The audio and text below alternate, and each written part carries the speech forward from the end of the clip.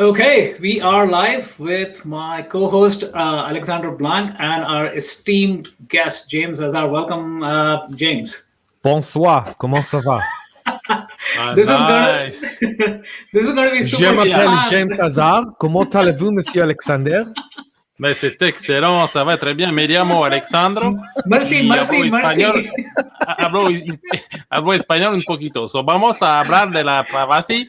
Okay, I can tell you right now, the auto close captioning on LinkedIn is going crazy. It's like It has no clue what we're doing at this point.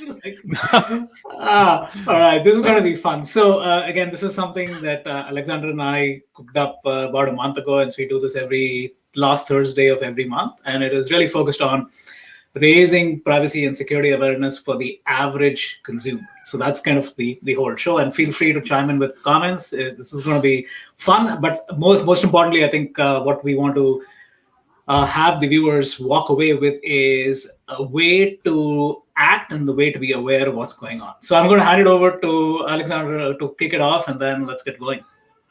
Yes, well, we should introduce James because people are not used but to know him. And actually, we never met before, so I'm very excited.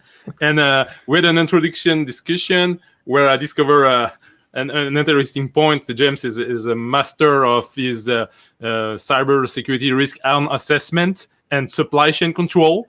So we may speak about it because I really love that topic. James said, I don't like people that recycle the same privacy stuff as well. And I'm like, that's a little bit like me. so I'm going to try to be quite innovative in the approach we take.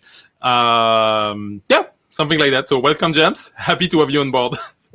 I'm very happy to be here. Thank you for having me, and thank you for inviting me to come on the show. It's so awesome to be here with you guys because I've been following both of you, and I'm just like, all right, this is cool. All right, now let's have this conversation. So James, right? All right, we got Leah saying what a great group here. Thanks, Leah. Thanks for joining in. So James, you are a beta tester of iOS 14.5. Okay, so give a preview for all the Apple users and people who are not using Apple, why they should start looking at Apple. What is it about 14.5? Then you can start talking about the broader implications of what this means to consumers. So think of, of data maps, right? So we're all in cyber and we're all in privacy. We're all used to maps. Everyone's got a whiteboard. I don't know how many whiteboards you have in your office, Ashwin, or you, Alexander, but if I count them right now, I've got 5. I've got 5 whiteboards in my general vicinity at this very moment. 5 different ones, some on the floor, some hanging, you name it. Because we're always drawing and connecting points. So I want to start with that. So here's what 14.5 does. You and I, we connect points. And then we try to see what data is going from point A to point B, and then what can I do at either one of those points to make sure the data doesn't get there, because I don't want the data to be there, right? It's my data, right? Well, 14.5 makes it so easy that a caveman can do it.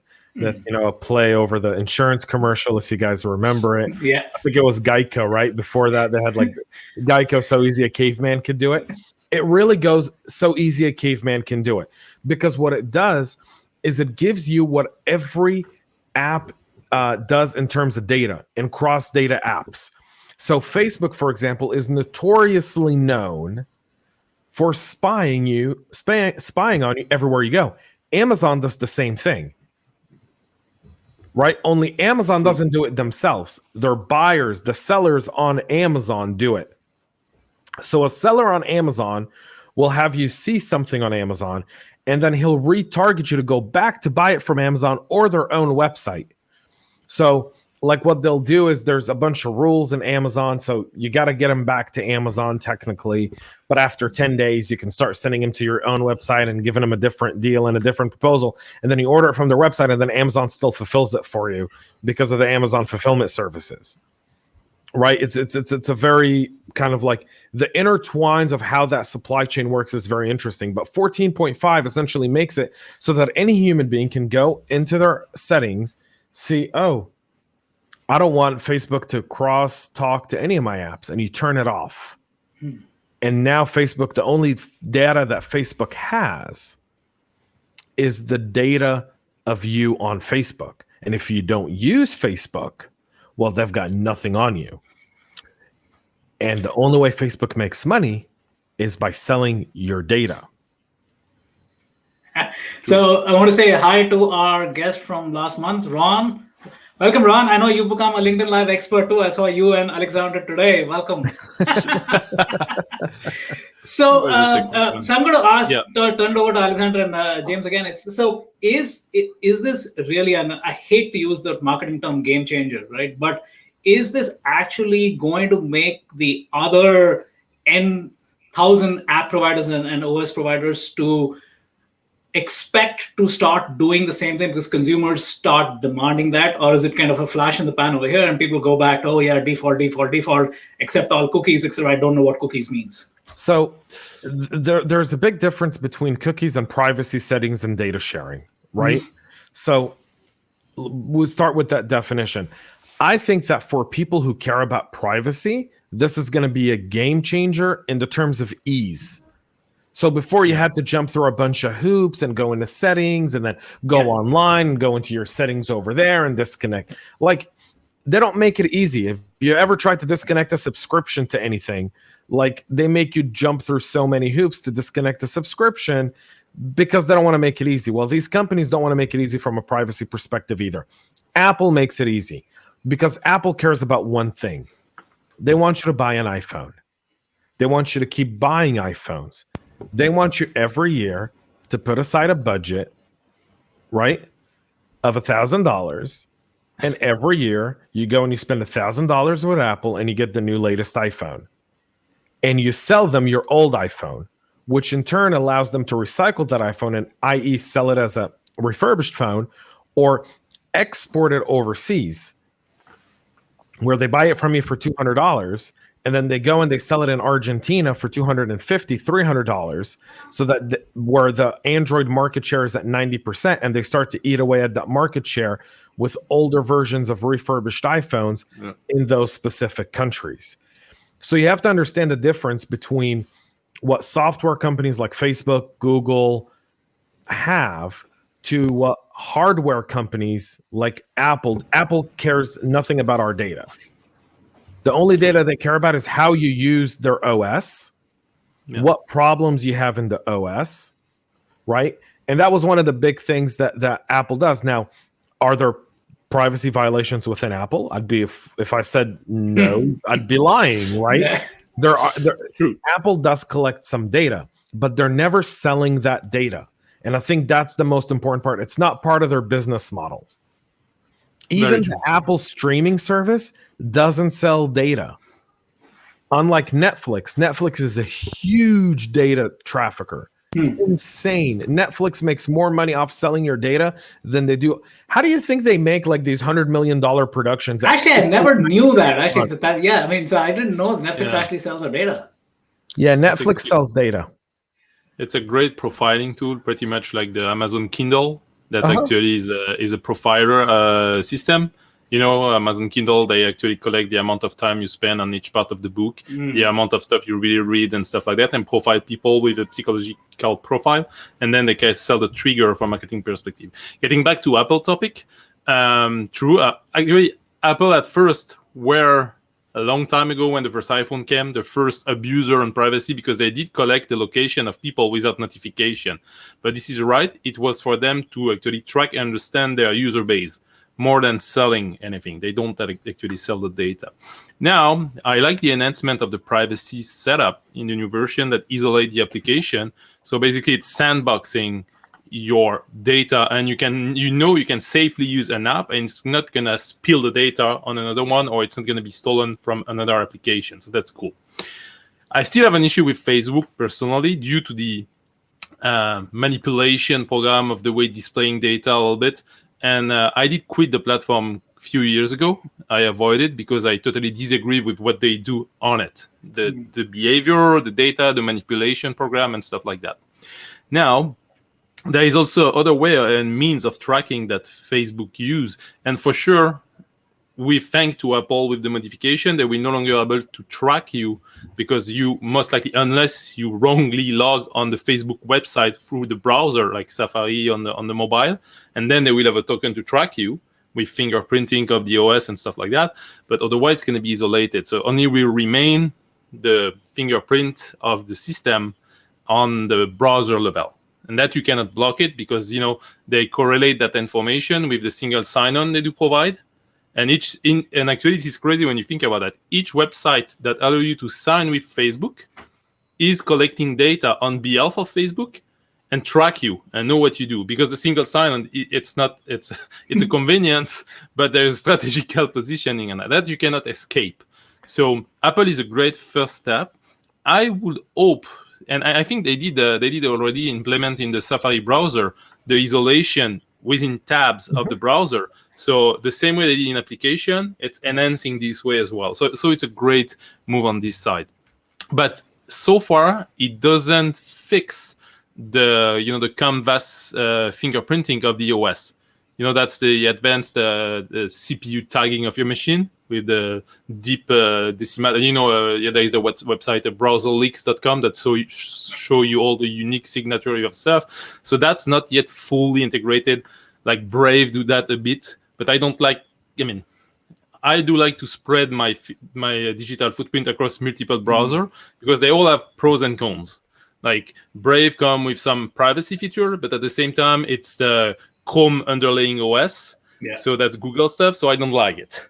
I use Firefox as well. I like Firefox, but by default, it comes with that involving user and study that people never go into the advanced setting, where you have to unsubscribe because by default, they mine stuff on your machine. So I don't like that either. So it's a complex challenge. So I think Apple is on the very right path. They did understand that the market now expect privacy, and this is great. They've been doing that for a long time, but now they're actually very proactive on that, and that's a added value in the stuff. Now, on the same time, I'm also an open source guy. I like Linux stuff and open source hardware, open source stuff. So the fact that a closed source OS and it's not fully open source is also an issue on my side. But we cannot have it all. Yeah. I understand why Apple does that.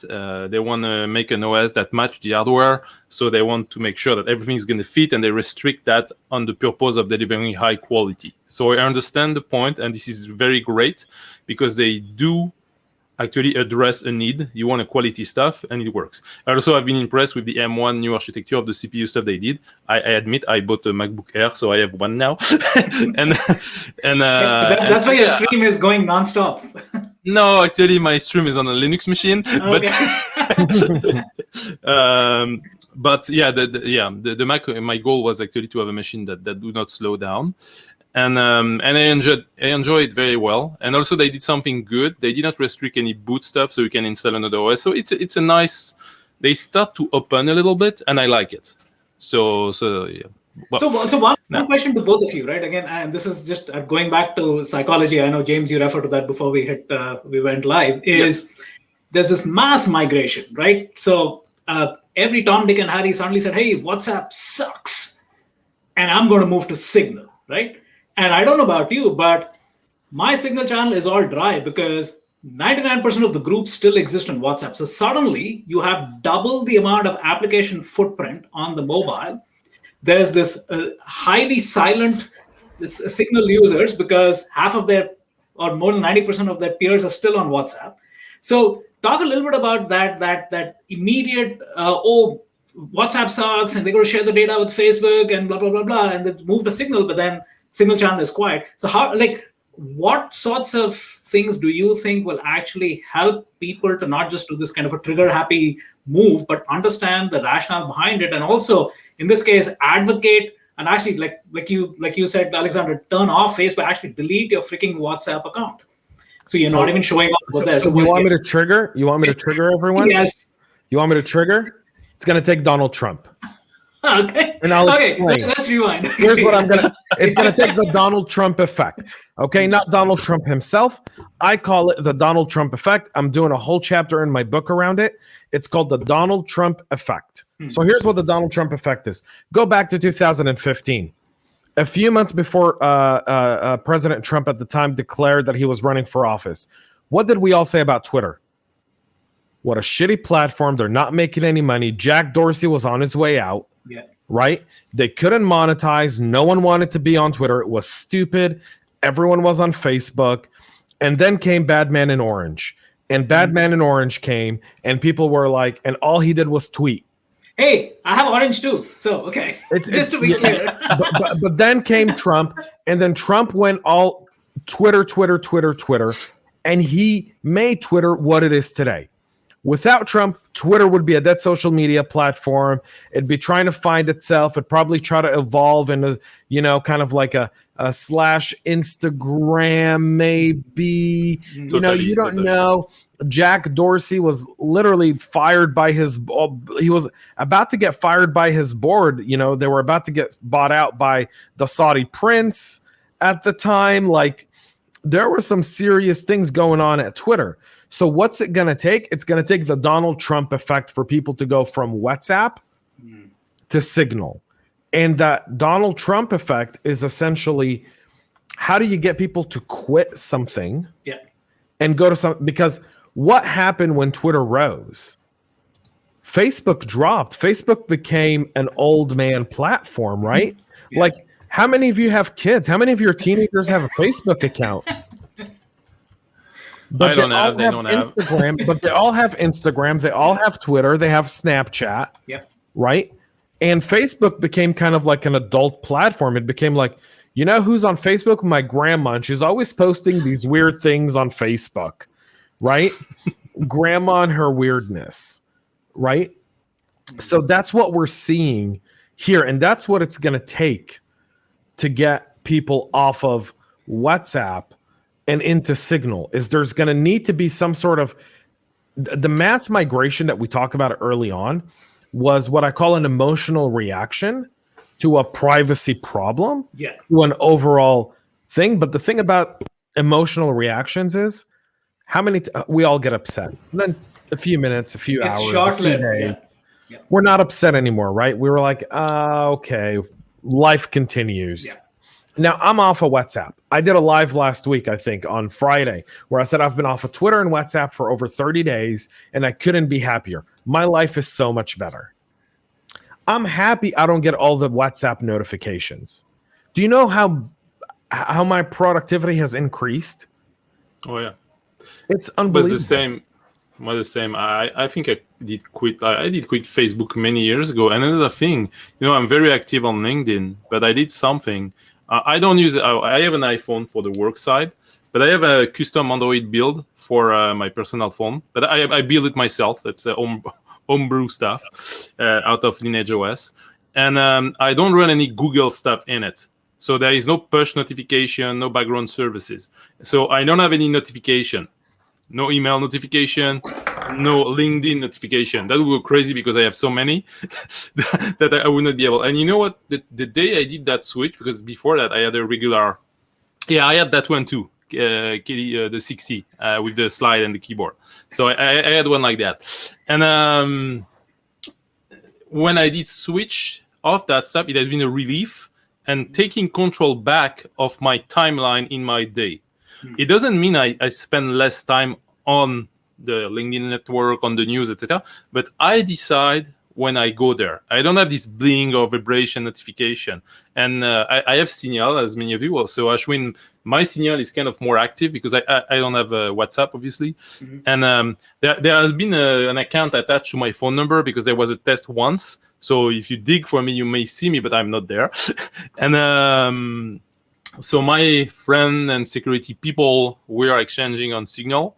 We have Telegram as well. Same stuff. I like to spread my digital footprint on many platforms. So if one is corrupted, you don't have 100% of it. Just, the damage is not going to be 100%. I know there is enough information that you could pull if one is corrupted, but still, that's my assessment. I do the same way when I do an architecture stuff. If you have to isolate networks, I would take one brand of firewall and a second brand. So if there is a big hole-in-one, then there is a second one for the other part of the network that's not going to be affected. So that's my approach, splitting the risk. And I agree with you. Getting rid of the notification, it's getting rid of the enslavement and taking power back of the rhythm of your life. And people, I mean, you reach that point because you must have been spending a lot of time on the trigger. You know, I mean, you are on it. So yeah, I mean, when you work internationally, you know this, Alexander, right? You work with people across the world. In a lot of countries, WhatsApp, I mean, I know companies where we were working with a vendor, and a part of our security questionnaire was tell us how you communicate internally client information. So I want to know how you're sharing potential documents that we send you internally. Do you use Teams, Slack, Discord? What do you use? Their answer was WhatsApp. We're like, well, that's not going to work for us. We're sorry. Like, but there are places in the world where WhatsApp isn't like, we in North America, we're spoiled. We grow up where telecom became unlimited 20 years ago. Right? Unlimited text messaging. Because telecom companies understood that if you text messages carry less weight on the traffic, carry less traffic on the network. So the maintenance cost is much, much cheaper. So they wanted you to text. So we got used to texting normal. Right? WhatsApp came later. In countries, I remember when I moved to Israel in 2009, they didn't have such a thing as unlimited text. There were no unlimited plans. You get like 3,000 text messages a month. I'm like, well, I'm going to break that in like 3 days. Right? Like I text a ton. And then they were like, yeah, well, you'll have to download an app like WhatsApp. That's how I got introduced to WhatsApp. Okay. Right? And in the time I traveled the world, everywhere I went, people were like, yeah, I'll call you on WhatsApp. So you just buy a data plan and you use WhatsApp for everything. True. And I think that's the challenge when Ashwin, when you ask about like, what's it going to take? Well, one, it's going to take a sort of revival, kind of what it took to revive Twitter, right? And get people off of Facebook. Because that's exactly what happened. Like, if you look at these trends and if people just spent time looking at data, right? Don't look at a headline. Forget headlines, right? Ashwin and I did a whole thing and there's something I called the retraction times, right? And like there's this whole idea of people put out headlines and the headlines are very misleading. Like if you ever read the Daily Mail has no reason to write a story. Their headline says the entire story. Yeah. Right? Well, go beyond the headlines, go into the data. And we're security folks here, Alexander. You're a privacy guy. You build your own devices. So we're data-based individuals, right? So if we look at the data, we have to understand several things. One, consumer behavior is slowly changing, but it's slowly changing among our age group. Yeah. So anyone 70s, the early tech adapters, until about 2005, 2006, those are, what I like to call the beginning of Facebook, the end of MySpace kind of deal, right? That generation right there, that cutoff period is all set. That cutoff period, that's where our challenge remains. Talk to your teenagers about privacy. They're far more aware of it. They want to know what data people are getting. Now, mind you, they're on TikTok doing stupid shit, but that's just TikTok, right? And for them, that's social. But we come from a generation where people, how many of us have been on dates with our wives or friends, or you go on a double date with your single friend who's out with a girl, and she's like, "Let's take a selfie and let everyone know where we are." Wet lips. Right? Yeah, and doing all this stuff, and you're going like, put your phone down, right? And the younger generation, with all this technology and all this information, and because of us as parents, we understand these dangers, has learned moderation. We never did. We got introduced to crack, and no one told us you should probably take a little bit of crack every day. They were like, take all the crack you want. Here it is, notifications. It's all in your hand. You don't have to, right? And we didn't understand moderation. Now we're starting to be like, okay, we need some moderation in this thing, right? But the younger generation already has moderation in mind. we have to teach them because my kids are slightly younger. I mean, 10 and below, and yet there are, because of COVID, pack at home. We still have to control the time. Although they are trained on privacy and they know the risk, they kind of, they put tape on the cam when they need. They are aware that there is a potential threat in the tech as well, in the online world. But moderation, I guess it's an age thing. They are maybe too young for that. Right now, they feel it's like a restriction rather than moderation choice. But I aim to believe that when they grow, they will get that knowledge. I know if you have kids like teenagers and you see that, it's giving me hope. Right. But, I was walking in a shopping center here in Georgia over the weekend, and we were outside this very popular pizza place. There were a bunch of high school aged kids sitting there with a bunch of pizza. None of them had their phones in their hands. Wow. Nice. Right. No pictures of food. They were just sitting, eating pizza and talking.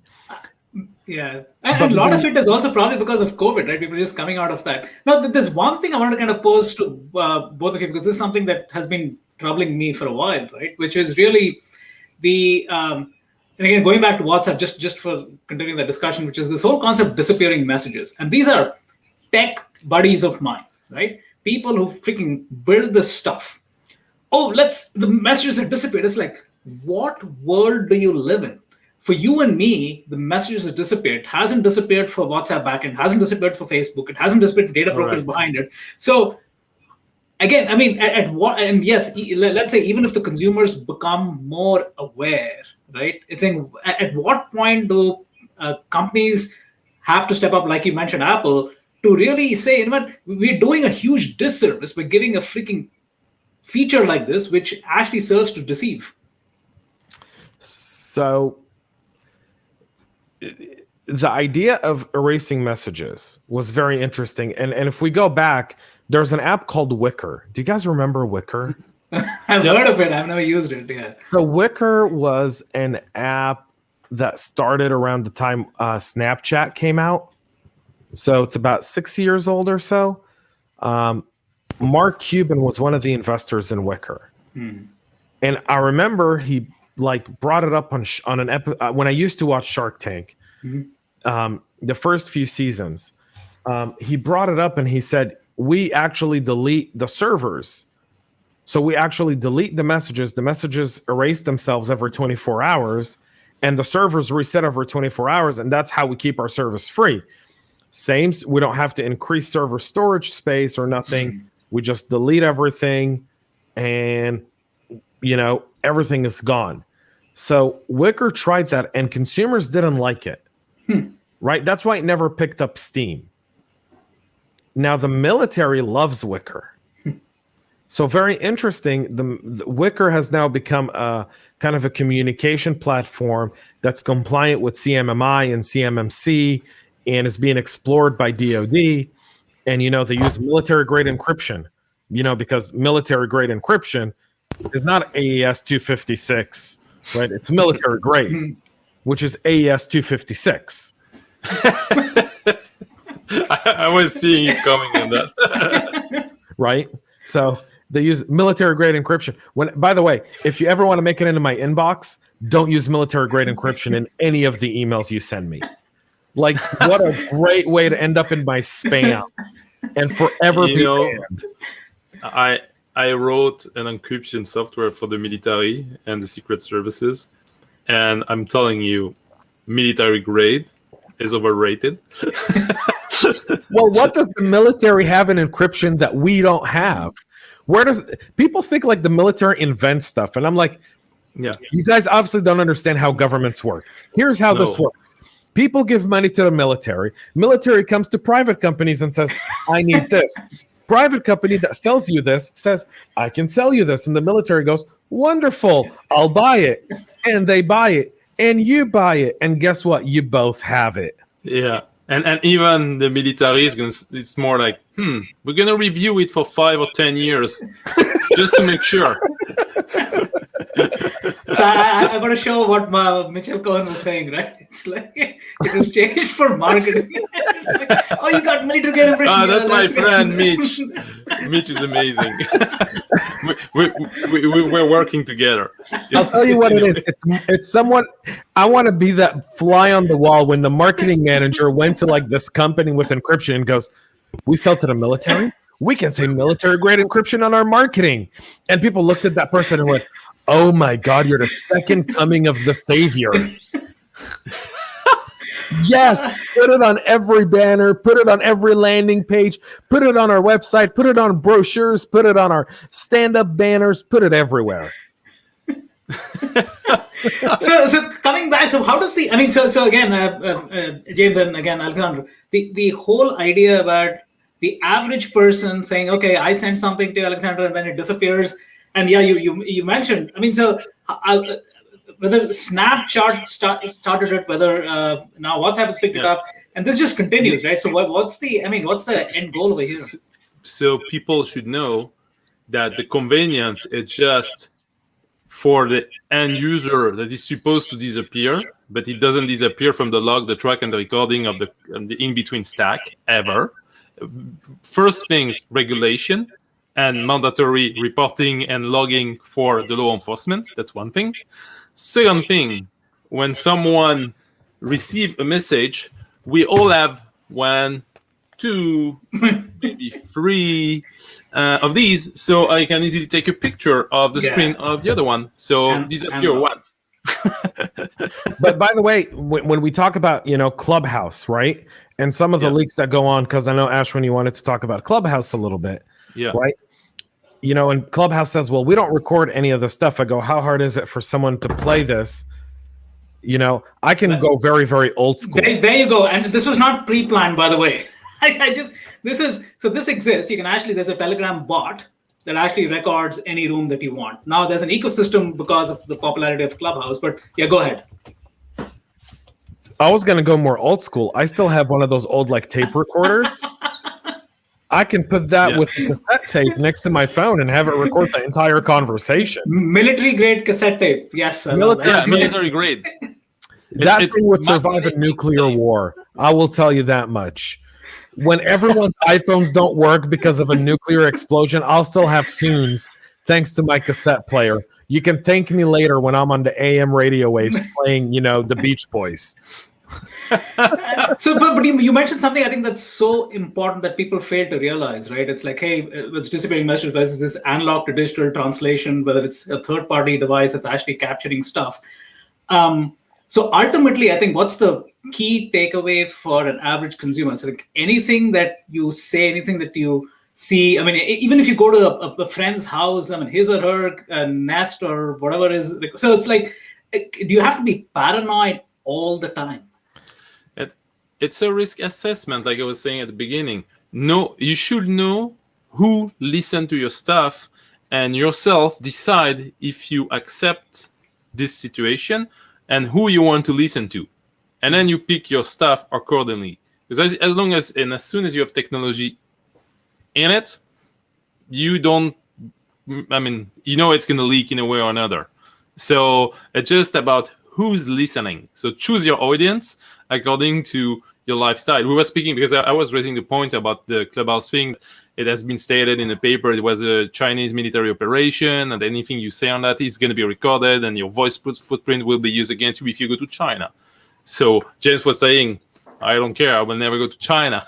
So, for him, fine. Me, well, maybe I did publish too much about it, so I will avoid China as well. But you never know. So if you want to do business there, or if you want to travel there, maybe take a smart approach. And this is just a risk assessment. And after all, using technology, it's individual risk assessment. Choose your posture, choose what you share, be aware of what you do, because after all, knowledge of what's happening is making you free to choose what you want to do or not do, and not be doing something stupid. And this is also about for youngers. They should know that some corporation, I don't know how it's going to evolve actually. What you put online now might be used against you or affect your career later on. We saw all these, back then, old videotapes for TV stars that got shown, and a little bit shaming stuff. Now people put stuff on social media that can be used against them. So I'm I think we should be transparent and not ashamed of what we do. And if we did something, yeah, we did it. And I did it, and I did it. I know why I did it. That's me, and this is what it is. You don't like it, too bad. You don't deserve me. So, but I'm aware, and that's my choice. Now, to be in that situation of controlling that choice, we need to raise awareness. We need to teach that what you do may have consequences, and you should act and behave accordingly. And then it's fine, because use the tool that match your need, and your assessment, it's a complex word, like what you think, giving what you know, is a good choice for you, in a simple word. I love what Ron put up here, care to be aware. Right? There's a bunch of little things that people talk about when it comes to privacy. But I think the bottom line is, when we work in security, when we work in technology, we tend to be more aware of this because we see the underbelly. It's like when you speak to waiters, right? And they tell you, where do you go to eat out? And they're like, well, not here. Right. Like, go talk to a chef. Yeah. Right. And ask him, where do you eat out? And he goes, oh, well, I don't eat in these places. Well, why? Because, well, I know how they cut. You're like, but it's delicious. Right. But no one else cares. People still go to those restaurants. McDonald's is still in business even after Super Size Me 1 and 2, right? And only growing, right? Pizza, people still eat pizza, even though according to the US, it's a vegetable. Okay. I didn't know pizza grew on trees, but it does. Okay. So that's magnificent. But people just don't care. And I think we need to get to the point where we have to look at what we started talking about, which is what Apple is doing. So what Apple is doing is it's saying, you may not care, but we're going to make it really easy for you to care, right? And we're going to make it very accessible for you to look at this and go, you know what? This is a great way for you to be able to run things a specific way and be able to control the privacy settings through our hardware. We're going to be a lifestyle brand for you, and that's what we're going to be doing, right? And I think that's really important, because that's the difference between, kind of technologist to an average consumer, because we want an average consumer to be a technology pro, but they're not. An average consumer cares about an average consumer care. They're not a technologist pro.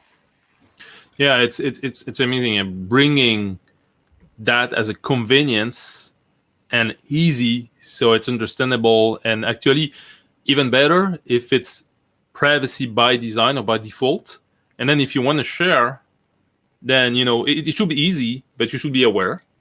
And then that's going to trigger a change, because you're right, no one has time to dig into that stuff. I mean, we don't care about some other stuff that people do, and we don't want to read about the full manual of that stuff that we want to use.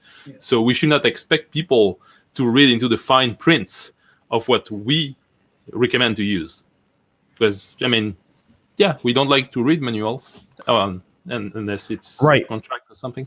No. Like, most people don't even read contracts. Let's be honest, right?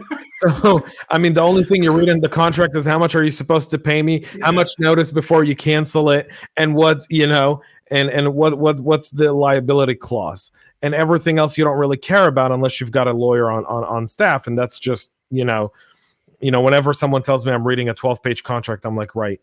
And I'm going through the Instagram privacy courtesy disclosure disclaimer, right? Like, I remember I printed out the privacy statements from every single major website for the first season of Goodbye Privacy. And if you watch me on video, if you actually go to YouTube and look it up, I've got a stack of papers on the table that's this big. That's how much I felt bad. It was like 3 or 4 trees that got killed for me to print those out.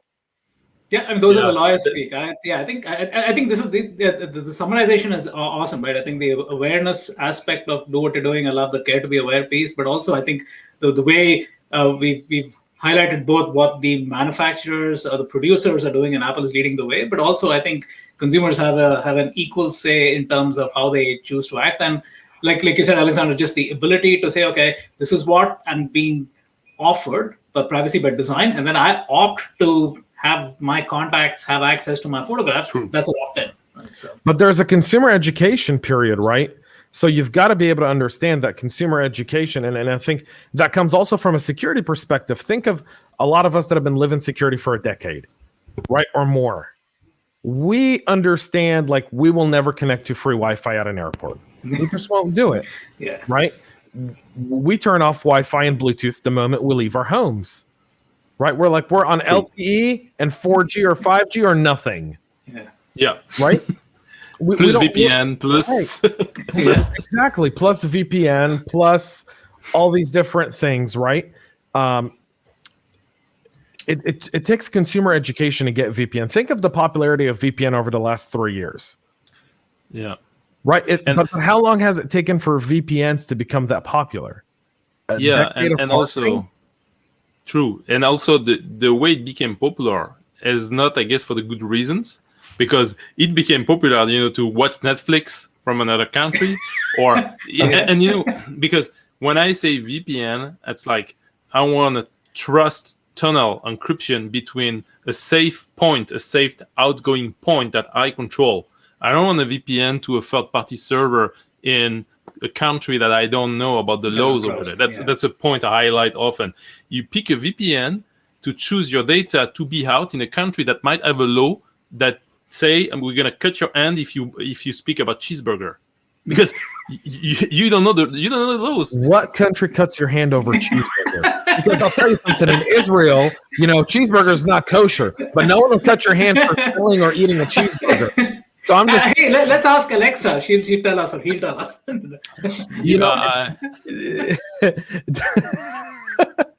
Okay, so let's not go there. Let's not talk about, this is not about smart tech. Right? Okay.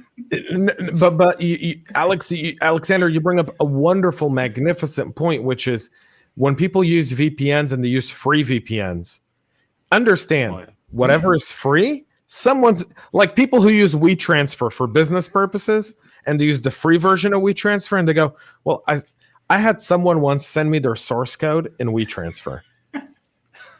Non-encrypted. Their entire source code for their entire company was sent in WeTransfer. Well, to their defense, the terms and conditions clearly state they will not look into it, but yet it's not encrypted. I think awareness is key. Terms and conditions says we won't look into it. Doesn't mean we don't store it. We don't keep it. We don't mine it. People need to understand that, working with, I've worked with enough lawyers in my career to realize that the way you write a sentence in a contract has a very distinguished meaning and it's up for interpretation. Right? So the fact that we don't look into it doesn't mean we don't store it or we don't view it. Oh, true. If you get hacked, then hey, that was our defenses were down and somebody else got access to it. Then because they all have these. We do the best standard practice to protect the stuff, but if anything happened and we did the best we could do, well, we're not liable anyway. But that's the cloud line. but I think that's a different. I think that's a different aspect of it, right? It's the idea of, well, if I'm using a free service, they're making money somehow. Yeah. So let's start with that. Nothing is ever free. Unless it's a declared nonprofit and it's asking you for money once a year or twice a year to fund its operation. True. Right? Anything that's free is collecting your data and doing something with it. And so I think people have to keep that in mind all the time. Most people don't. People want free. And when they go and they get free and then their data's violated, they go crazy. That's America. Like, go to Europe or even to our neighbors up north. You tell them something free, they're going to look at you like, Alexandre is up north. Yeah, I know. I'm in Canada. Yeah, go to Canada and offer someone in Canada something free on the street. Look what he does. He's going to walk away. No, we are nice people. We thank you. Right, they're going to thank you and walk away. You throw it away. No, thank you. We appreciate it, but I'm okay. Yeah. Yeah. Right? Yeah. Very true. Very true. Again, this has been a fantastic discussion. Hopefully, there's some actions for the average consumer, quote unquote, all of us to look at. Yeah. And then also realizing, I think, just giving a shout out to companies like Apple, which are definitely raising the bar, and hopefully that drives home the point for all the others in terms of what they can and should do. But to your point, even if you're a data broker, even if they're in that business, being transparent, being open about what you're doing and how you're doing it, I think will pay dividends, right? So yeah, well, that will close a lot of cloud-based businesses. It will, but again, to your point, I think that if the average consumer realizes that, hey, email isn't free, right? No. And if you want Proton Mail and you want it free, yeah, I mean, you look at the privacy practice, or you pay $10 a month, and you will get. So I think that awareness piece, right? Which is, yeah, you're right. I think that piece of saying, hey, you got to trade something in order to get something back, right? And nothing is free. So thanks for your time, Alexander. Thanks for your time, James, and talking to you soon. Absolutely, guys. Thank you so much for having me. I got to drop. All right. Thank you. Thank you, James. Bye-bye.